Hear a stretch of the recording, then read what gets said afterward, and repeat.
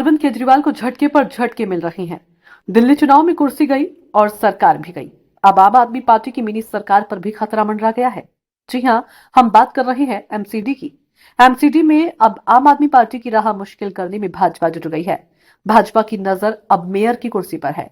दिल्ली नगर निगम में सत्तारूढ़ आम आदमी पार्टी की स्थिति आगामी मेयर चुनाव से पहले कमजोर होती दिख रही है। इसी महीने यानी अप्रैल में होने वाले मेयर चुनाव को लेकर भाजपा पूरी ताकत झोंक रही है। भाजपा के पास इस समय 113 वोट हैं, जबकि बहुमत का आंकड़ा 132 से 133 है।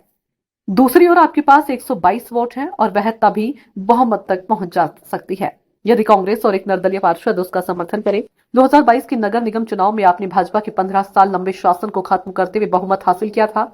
इसके बाद फरवरी 2023 में शैली ओबेरॉय आपकी पहली मेयर बनी और नवंबर 2024 में महेश खींची दूसरे मेयर बनी। हालांकि पार्टी अपने चुनावी वादों पर खरा नहीं उतर पाई है। लैंडफिल हटाने, ठेके के कर्मचारियों को नियमित करने और पार्किंग समस्या के समाधान जैसे प्रमुख वादे अब तक अधूरे हैं। 2025 के विधानसभा चुनाव में आपको करारी हार मिली और उसकी सीटें 62 से घटकर 22 ही रह गई। इससे उसकी राजनीतिक स्थिति कमजोर हुई है। भाजपा अब एमसीडी में फिर से वापसी के लिए आश्वस्त नजर आ रही है। फिलहाल एमसीडी में 250 वार्ड हैं, जिनमें से 12 सीटें खाली हैं। इनमें 11 पार्षद विधायक बन चुके हैं और एक पार्षद कमलजीत सहरावत ने लोकसभा चुनाव जीत लिया।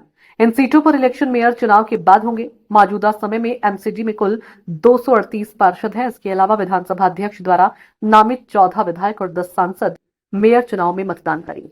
वर्तमान संख्या के अनुसार आपके पास 116 पार्षद हैं, जबकि भाजपा के पास 113 हैं। कांग्रेस के पास 8 और एक निर्दलीय पार्षद है। 2022 के चुनाव के बाद आपके पास 134 पार्षद थे, जो अब घटकर 116 रह गई हैं। ये गिरावट आंतरिक कलह और कांग्रेस के साथ मतभेदों के चलते हुई है। इसके चलते भाजपा के लिए मेयर की कुर्सी तक पहुंच आसान हो सकती है।